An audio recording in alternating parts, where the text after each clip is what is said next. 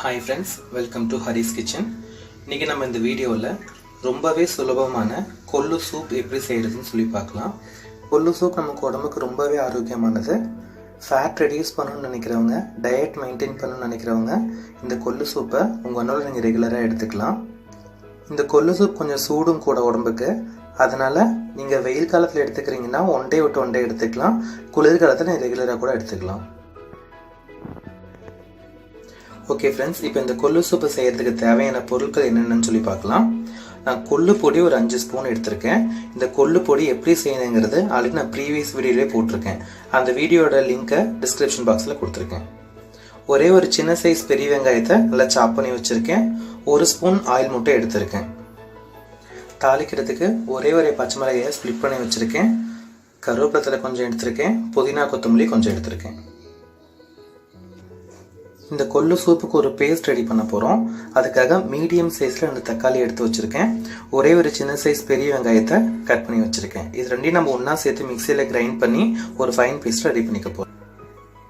ஒரு மிக்சி ஜாரில் நம்ம கட் பண்ணி வச்சிருக்கக்கூடிய 2 தக்காளி, ஒரு சின்ன சைஸ் பெரிய வெங்காயத்தையும் சேர்த்து நல்லா ஃபைன் பேஸ்ட்டாக அரைச்சிக்க போகிறோம். தக்காளி இப்போ நம்ம ஃபைன் பேஸ்ட்டாக அரைச்சாச்சு. இந்த அளவுகள் பார்த்தீங்க அப்படின்னா ஒரு 5லேருந்து 6 பேர் வரைக்கும் இந்த சூப் சாப்பிட்லாம். இந்த கொள்ளு சூப் செய்கிறதுக்கு அடுப்பில் கடாயை வச்சுருக்கேன்.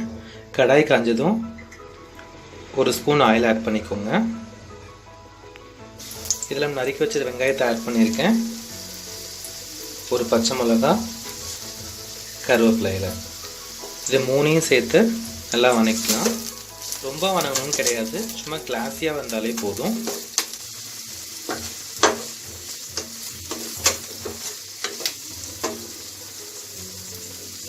நமக்கு இந்த அளவுக்கு வணங்கினா போதும்.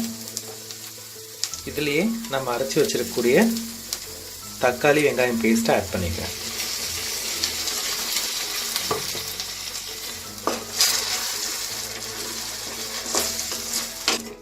நல்லா மிக்ஸ் பண்ணிவிட்டு இதில் கொஞ்சமாக தண்ணி ஆட் பண்ணிக்கோங்க.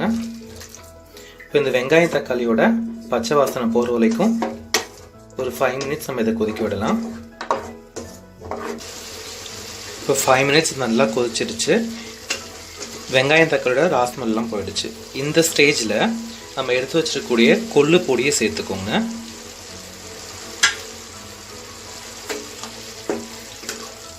ஸ்லோ ஃப்ளேமில் லைட்டாக கிளறி விட்டுக்கோங்க. இப்போ இந்த சூப்புக்கு தேவையான அளவுக்கு தண்ணி ஆட் பண்ணிக்கோங்க.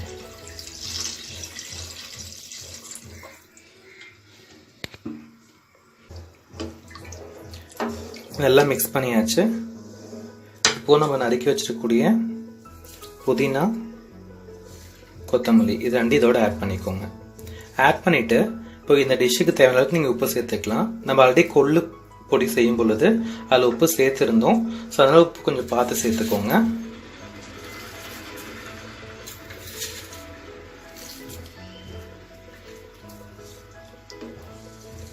தேவையான உப்பு சேர்த்தாச்சு. நல்லா மிக்ஸ் பண்ணிக்கோங்க. இதை ஒரு 10 மினிட்ஸ் நல்லா அந்த பச்சை வாசம் பொருளுக்கு கொதிக்க விட்டுருங்க.